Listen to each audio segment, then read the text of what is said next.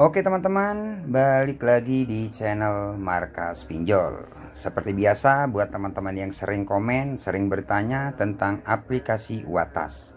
Di video kali ini saya akan berbagi tentang telat bayar di aplikasi Watas. Nah, di sini teman-teman, saya tidak mengajarkan teman-teman untuk tidak bayar atau gagal bayar, tidak, cuman berbagi pengalaman ya tentang resiko telat bayar. Karena di sini saya mempunyai aplikasi Watas yang belum dibayar sampai detik ini masih aman. Nah, seperti itu ya. Oke, nanti saya akan jelaskan biar kalian nggak penasaran ya teman-teman. Oke, seperti biasa sebelum kita lanjut ke pembahasannya, buat teman-teman yang belum subscribe ke channel ini, jangan lupa tekan tombol subscribe-nya. Dan buat teman-teman yang sudah subscribe, saya ucapkan banyak-banyak terima kasih karena telah mendukung channel ini. Oke, langsung saja teman-teman ya. Di sini untuk aplikasi Watas sudah saya buka. Teman-teman bisa lihat sendiri ya. Di sini ada tagihan nih, ya kan? 1, 2, 3. Jadi 3 cicilan ya, atau 3 pembayaran teman-teman ya. Nah, yang pertama jumlah pembayaran itu 6.900 sekian-sekian.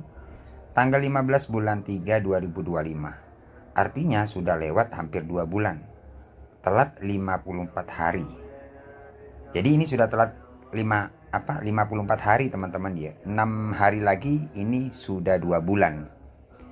Nah, untuk 6.900.000 ini teman-teman, untuk pinjaman awal sebenarnya untuk cicilan awal bukan 6 juta.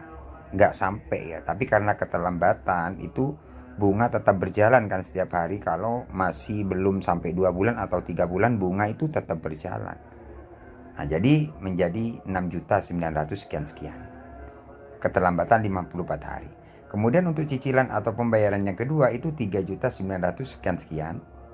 Tanggal 19 bulan 3 2025. Telat 50 hari. Ya, jadi selisih 4 hari teman-teman ya per cicilan itu. Kemudian yang ketiga 5 juta sekian-sekian, 5.300.000 tanggal 20 bulan 3 2025. Ya. Keterlambatan ini 49 hari. Jadi hampir 2 bulan.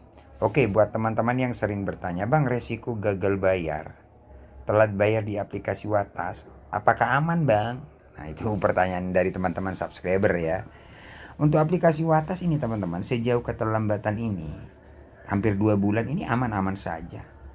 Amannya yang pertama ya, tidak ada yang namanya sebar data. Jadi nggak ada sebar data teman-teman. Mungkin kalau teman-teman telat bayar 1 hari ataupun 1 minggu, mungkin teman-teman sudah bingung ya, takut datanya disebar.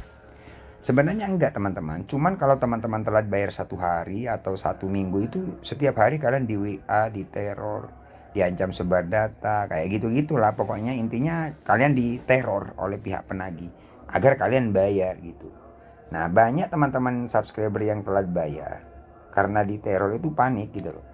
Karena diancam sebar data, data mau disalahgunakan. Nah, kayak gitu-gitu, teman-teman gak usah takut. Itu nggak bakalan terjadi sebar data. Intinya seperti itu. Cuman kalian ditakut-takuti dengan cara-cara WA yang kayak gitu. Data Anda lengkap loh di sini. Kalau masih belum bayar jam 5 atau jam 12 siang nanti lihat aja Anda. Kayak gitu kan. Kayak bener-beneran. Padahal itu hanya nakut-nakuti. Nah, makanya di video ini saya akan jelaskan buat teman-teman agar teman-teman yang telat bayar itu tidak takut dan panik. Memang hutang wajib dibayar, tapi kalau kalian selalu takut dapat WA, takut dapat telepon, takut disebar data kayak gitu kan, tenang aja. Makanya kalian harus kuat mental kalian harus kuat agar kalian tidak panik seperti itu. "Bang, saya nggak kuat mental." Misalkan teman-teman bertanya, "Bang, saya nggak kuat mental." Nggak sekuat kayak abang. Ya kalian bisa sering-sering nonton video saya lah agar mental kalian kuat kayak gitu. Ya karena banyak teman-teman subscriber yang WA saya, "Bang, saya atau komen di video-video saya, "Bang, saya sering nonton video abang, akhirnya sekarang berani," kayak gitu. Kenapa harus takut gitu loh? Karena di Cipinjol itu cara penagihannya memang taunya neror. Makanya kalau saya tetap lawan aja. Semakin kalian takut, semakin diteror gitu. Pinjol itu seperti itu teman-teman. Makanya teman-teman harus berani gitu loh. Ada sebagian dari teman-teman, "Bang, kalau kita ganti nomor apakah aman?" Ya aman-aman saja, ngapain gak aman ya kan. Yang gak aman itu cuman pemikiran teman-teman takut datanya disebar, kayak gitu kan. Nah, jadi untuk keterlambatan di aplikasi ini teman-teman, ini totalnya sekitar berapa? 12 juta ya. Sekitar berapa ini? 14 juta, 15 ya. Sampai sekarang ini aman ya.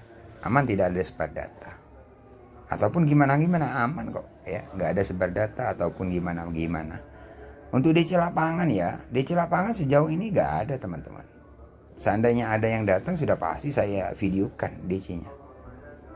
Karena banyak simpang siur teman-teman, bang katanya ada DC-nya, katanya cuman kata-katanya aja gitu loh. Kalau saya punya aplikasinya sampai sekarang belum dibayar, aman.